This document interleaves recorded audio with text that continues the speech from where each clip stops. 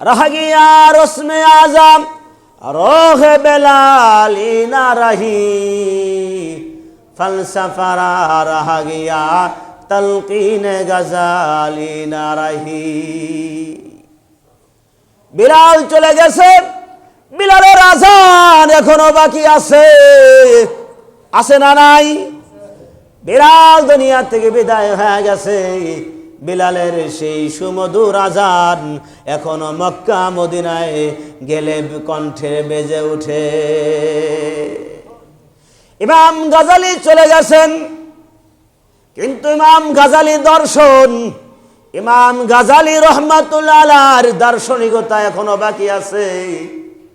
আমার বাবাজিরা, মানুষ মরে যায়, মানুষের স্মৃতিগুলি দুনিয়ায় রেখে যায়।